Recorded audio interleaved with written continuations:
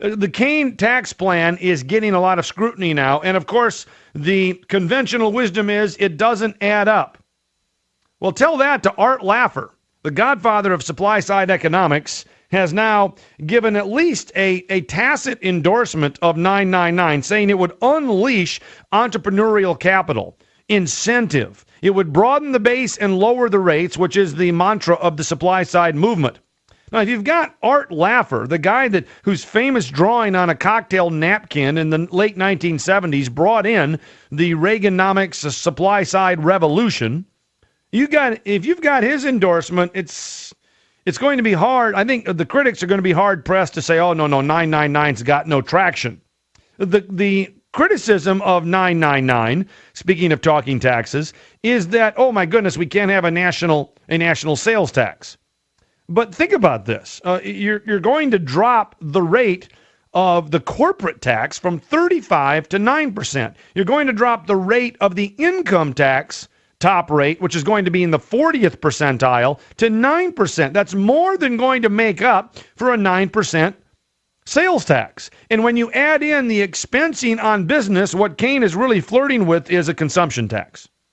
That is, if you get your income and you save it instead of spend it, you avoid the retail sales tax. And if you're a corporation and you buy a big piece of equipment and you can expense it in the very year you buy it, why, that indeed is an encouragement for investment, not just handing out more dividends or capital gain. Well, capital gains, they don't really control. So what this really is moving towards a consumption tax. Here is the untold story of 999 and why the real threat is not or should not be seen from the right. The people who are really threatened by 999 are the left. Now, what do I mean by this? Well, the liberals are going nuts over this. Now, you're figuring out, why would they be going nuts over this? It's lowering taxes. Because, as I've told you 1,000 times, and somebody quick ought to tell Warren Buffett this, the bottom 46%, and by the way, depending on whether you're looking at IRS statistics or data from the Tax Foundation or the Tax Policy Center, it's anywhere from 46 to 51%. But the bottom, let's round it at 50%. The bottom of 50% of U.S. households do not pay any federal income taxes. They pay no federal income taxes. They do pay some payroll taxes, but the Cain 999 plan takes away the payroll taxes. So Herman Cain says, well, see, I'm not going to tax them. I'm taking away the payroll tax. The dirty little secret of 999 is it will finally make people who are not paying their fair share, and I'm not talking about millionaires. I'm talking about people who have no federal income tax liability. It will finally require everybody to pay something towards the modern welfare state of which they exploit. And the left is going to go nuts. Now, why do I say that? It exempts payroll taxes. That's true. But it now has a 9% retail sales tax, which every person from $1 has to pay. It broadens the tax base so everybody pays a 9% flat income tax rate, eliminating most deductions except for charitable contributions. That means all of those people escaping the federal income tax burden will have to pay something. I'll be honest with you. One of the reasons I like 999 is it's going to hit, finally, the bottom 50% of households who are getting a free ride on the federal income tax wagon. What will that do? That will make them oppose. This is what Herman Cain really ought to be saying. I've just come across something that's brilliant. Now, I just came across something spontaneously, as is my wont, that is, well, quasi-brilliant. But Herman Cain's been getting hit with this from the right. Look. How can we trust the 999 plan? Sure, you put in a 9% flat income tax. You put in a 9% corporate flat income tax. It's actually even better than the current flat tax proposals because it allows immediate expensing. And you put in a new sales tax that the federal government's never had before. And this has got Americans for Tax Reform and Grover Norquist going apoplectic. My goodness gracious. And I got to say that they can overdo things a bit. When we wanted to eliminate ethanol subsidies, Grover Norquist called that a tax increase. Wrong. But be that as it may, the fact is this. The answer is quite obvious if you think about it. If I'm Herman Cain, and please, somebody get a message to Herman on this. The 999 plan will not be raised. It will not go above 9%. Here's why. More people are going to be paying it.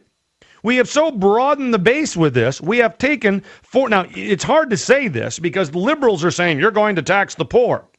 And it's true because of the earned income tax credit, because of the generous child care deductions, child exemptions, personal exemptions, all sorts of deductions and, dare we say, loopholes.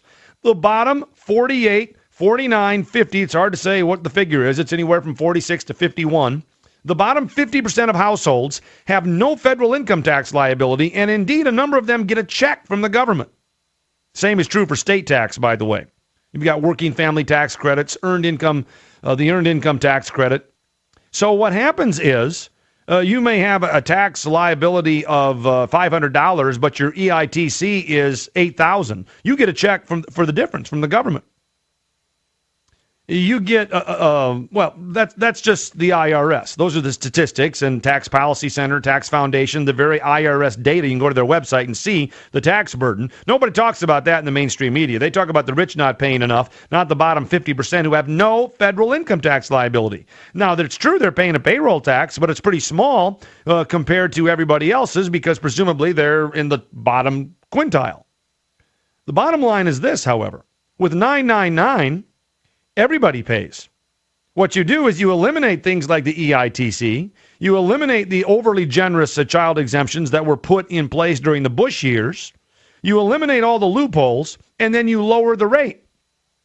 What that means is somebody that's an upper middle class and has a family of four that escapes the federal income tax will now have a 9% bill due.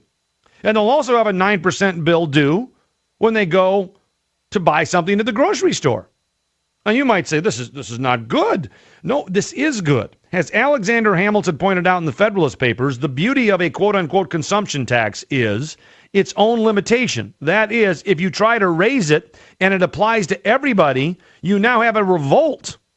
The current code, the current income tax, when I hate to break this to you people, but according, once again, to IRS figures, the top 1% of income earners pay 40% of the federal income tax. That's right. And in fact, the average rate, Warren Buffett notwithstanding, of anybody making more than $200,000 a year is 20%. If you're making between $30,000 and $50,000 a year, the average tax rates paid by those folks, according to the IRS, is 7%.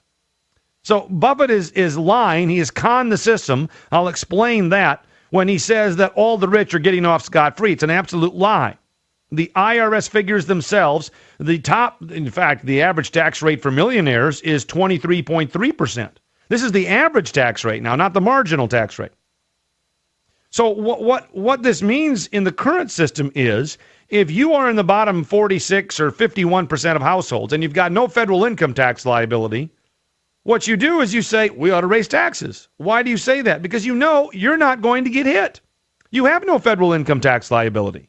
So the push for a tax increase, even though the real problem in Washington is spending, keeps going up and up and up.